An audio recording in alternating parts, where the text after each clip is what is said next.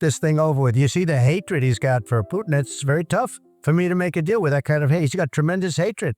And I understand that, but I can tell you the other side isn't exactly in love with, him either. So it's not a question of alignment. I'm aligned with the world. I want to get the thing set. I'm aligned with Europe. I want to see if we can get this thing done. You want me to be tough? I could be tougher than any human being you've ever seen. I'd be so tough. But you're never going to get a deal that way. So that's the way it goes. One more question. Hey, I will respond to this. So look, for 4 years in the United States of America, we had a president who stood up at press conferences and talked tough about Vladimir Putin, and then Putin invaded Ukraine and destroyed a significant chunk of the country. The path to peace and the path to prosperity is maybe engaging in diplomacy. We tried the pathway of Joe Biden of thumping our chest and pretending that the president of the United States' words mattered more than the president of the United States' actions. What makes America a good country is America engaging in diplomacy. That's what President Trump is doing. Can I ask you? Sure. Yeah? Yeah. Okay. So he occupied our big parts of Ukraine, parts of East and Crimea. So he occupied it on 2014. So during a lot of years, so I'm not speaking about just Biden, but those time was Obama, then President Obama, then President Trump, then President Biden, now the President Trump, and God bless, now President Trump will stop him. But during 2014, nobody stopped him. He just occupied and took. He killed people. You know what the contact 2015. 2014. 2014 is 2014. Yeah. So How would he kill? It's not here. yeah, but That's exactly right. yes, but during 2014 till 2022, the situation the same. That people are been dying on the contact line. Nobody stopped him. You know that we had conversations with him. A lot of conversation, my bilateral conversation. And we signed with him, me, like a new president. In 2019, I signed with him the deal. I signed with him, Macron and Merkel, we signed ceasefire.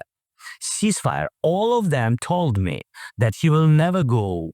We signed him with gas contract. Yes, but after that, he broken this ceasefire. He killed our people and he didn't exchange prisoners. We signed the exchange of prisoners, but he didn't do it. What kind of diplomacy, JD, you are speaking about? What do you mean? I'm talking about the kind of diplomacy that's going to end the destruction of your country. But Mr. President, with respect, I think it's disrespectful for you to come into the Oval Office to try to litigate this in front of the American media. Right now, you guys are going around and forcing conscripts to the front lines because you have manpower problems. You should be thanking the president for trying to bring it into this conflict. You've been to Ukraine. Did you say what problems we have? I have been to. Come on. I've actually watched and seen the stories, and I know what happens is you bring them on a propaganda tour, Mr. President.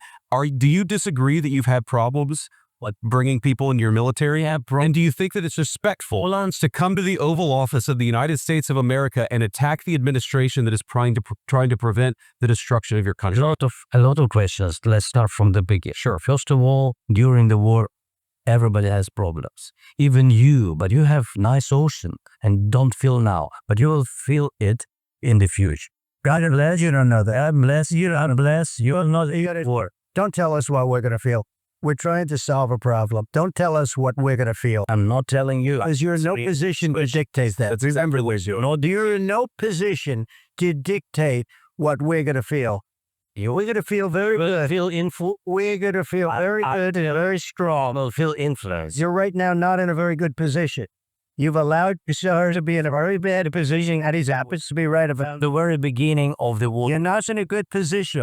You don't have the cards right now.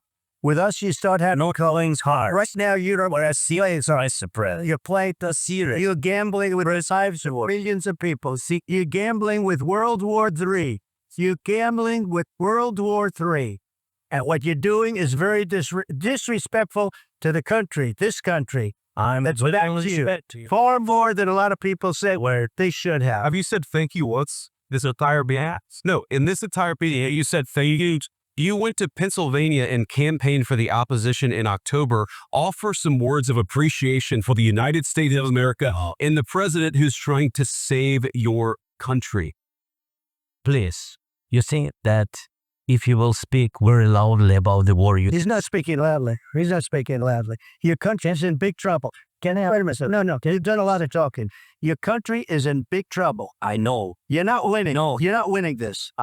You have a damn good chance of coming out okay because of the president. We are staying in our country, staying strong from the very beginning of the war. We've been alone, and we are thankful. I said thanks. You have in his cabinet. Not on this cabinet. We gave you said, President, $350 billion. We gave you military equipment. You met a brave, but they had to use our military. If you didn't have our military equipment, if you didn't have our military equipment, this war would have been over in 2 weeks. In 3 days, I heard it from Putin. In 3 days. This is something maybe less. In 2 weeks. Of course, yeah. It's going to be a very hard thing to do business like this. And you say thank you. I said it at all, I'm sitting here, except to American. He said that there are disagreements, and let's go litigate those disagreements rather than trying to fight it out in the American media when you're wrong. We know that you're wrong. But you see, I think it's good for the American people to see what's going on. I understand, sir. I think it's very important. That's why I kept this going so long. You have to be thankful. You don't have the card. Asshole. You're buried there. Your people have died. You're running low on soldiers. Listen, you're running low on soldiers. It would be a damn good day. So then you tell us, I don't want a ceasefire. I don't want a ceasefire. I want to go and I wanted this. Look, if you could get a ceasefire right now, I tell you, you take it so the bullets stop flying and your men stop calling. Of course, we want to stop the war, but you don't want to. That to you, I want to cease. Where's guaranteed? Because you get a ceasefire faster than an agreement. Ask our people about ceasefire. What they think? There was money for you. That was this with me. That was with a guy named Biden who was not a smart person. But that was with Obama. It was your brother. Excuse me. That was with Obama, who gave you sheets, and I gave you javelins. Yeah. I gave you the javelins to take out all those tanks. Obama gave you sheets. In fact, the statement is Obama gave sheets and Trump gave javelins. You got to be more thankful because let me tell you, you don't have the cards. With us, you have the cards. But without us, you don't have any cards. One more question to the Vice President. I'm sorry. It's going to be a tough deal to make because the attitudes have to change. What if Russia breaks ceasefire? What if Russia